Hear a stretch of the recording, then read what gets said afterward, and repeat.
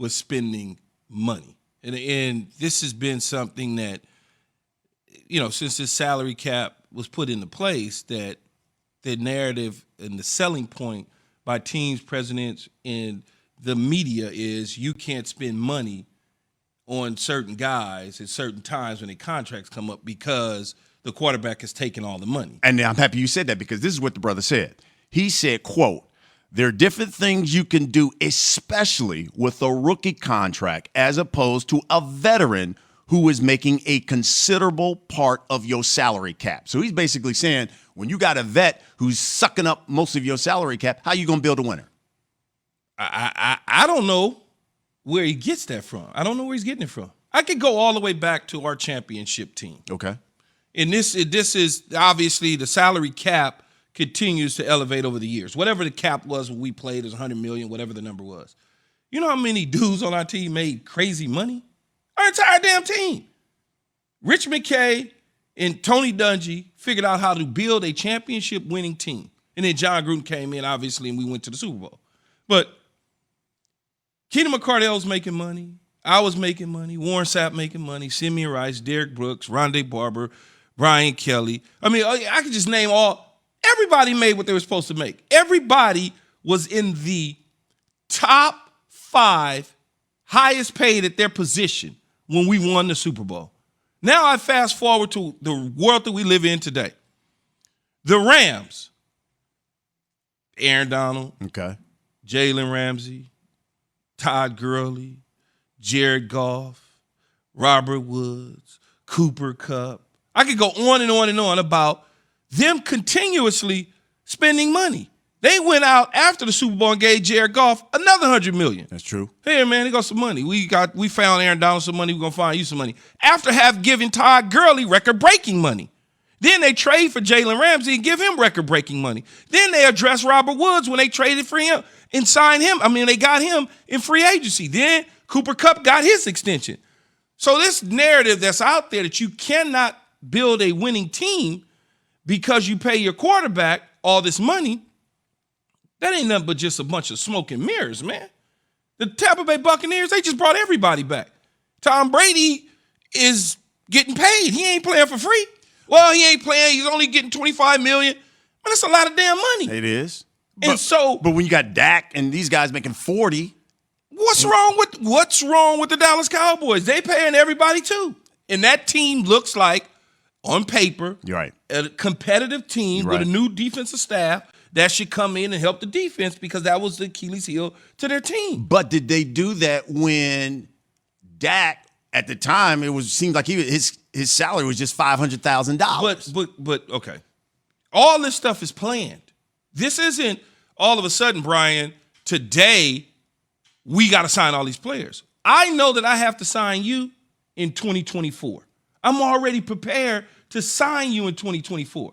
Even though I'm paying my quarterback today, I'm knowing that I got to pay you 2-3 years from now. So I'm projecting out based on the salary cap of where we think it's going to be, based on my roster and other players that I have to sign. I already know this sort of stuff. Steve Keim is just saying something that if we don't make it to the Super Bowl or a deep run, I'm probably going to get fired, which means Cliff Kingsbury's probably going to get fired, which means we're probably going to have a new coach here and it's not going to want to retain our quarterback. So the pressure is, I need you to do really well this year to help me keep my job so I can give you an extension, which means I have an excuse to say that we paid you, but we can't build the rest of the team around you, but at least we paid you and I kept my job for another 5 years. That's all it is. It's just a big excuse.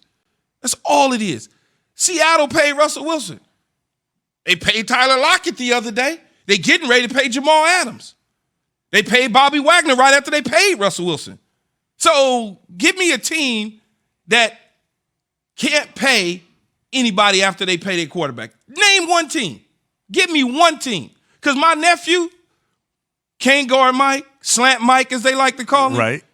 I like to take his $100 million contract catching slants. Could I get back in the league and catch some slants for $100 million? Since that's all he does. But they paid Drew Brees, and then they would pay him, and they paid Kamara, and they paid on the defensive side of the ball. So come on. I could go through the whole league, the entire league.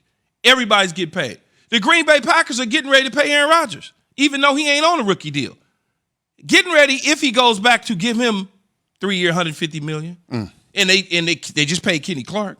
Aaron Jones getting paid, and they got to pay Devontae Adams. Oh, by the way, the Kansas City Chiefs, didn't they just pay their quarterback? Yeah, they did. And Tyreek Hill, and they tied in, and their defensive tackle, and they brought in Frank Clark and traded for him and paid him, and they getting ready to repay Tyrann Mathieu again after they paid him once, and Patrick Mahomes was coming off a rookie contract when they decided to give him $500 million. You know, the funny thing is, I got you convinced now. Well, you make a good argument, because Keim was saying, hey, this is the reason why we were able to do the deals we did. J.J. Watt. This is the reason why we were able to make a deal and bring in DeAndre Hopkins. You can pay Kyler Murray if you want to and still bring them dudes in and pay them. It's all about your capologists playing with the numbers and making sure that they fit in and they work in the projections. But does it smack you in the face 2-3 years down the line? The Cowboys, that happened to the Cowboys for a number of years. No, that was an excuse that it happened to them. It was an excuse because they did. It's an excuse because you were not winning. So what the first thing you say is, oh, well, we couldn't get the players. No, you was paying players that couldn't play. So you were so bad you couldn't attract guys that wanted to come in and play on bad teams. That's it. It's not, no, absolutely no.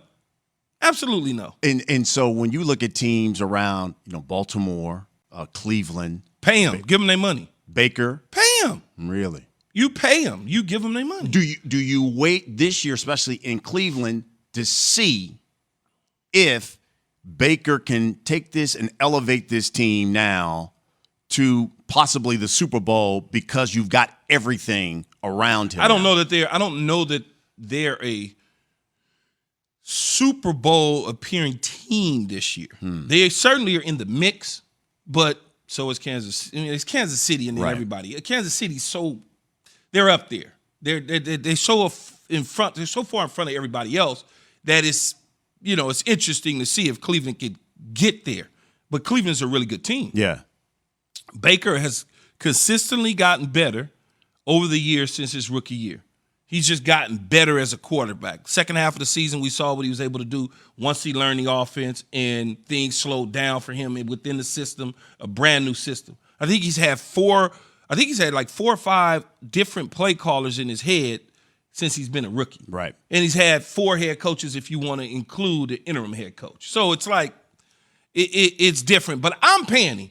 I ain't got no problem with him. I'm going to give him his money, whatever it is. Lamar Jackson, I'm paying him. Yeah. Where are you going to get Lamar Jackson at? Pretty good for a wide receiver, huh? Absolutely. And where are you going to get Josh Allen at? What is there to think? Isn't it funny how the conversation always goes, well, I don't really know about Lamar and Baker. Oh, yeah, you pay Josh Allen. What's the difference?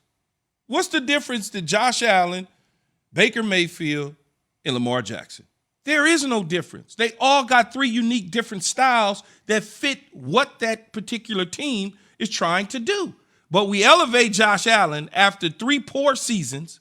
Not poor, I don't want to call them poor, but 3 young seasons where in that second year, there was like, well, Then all of a sudden, he gets Stephon Diggs and Cole Beasley, and they start to look a little different, and they make a noise. Now all of a sudden, he gets a few MVP type nods, and then everybody's like, oh, this guy's great.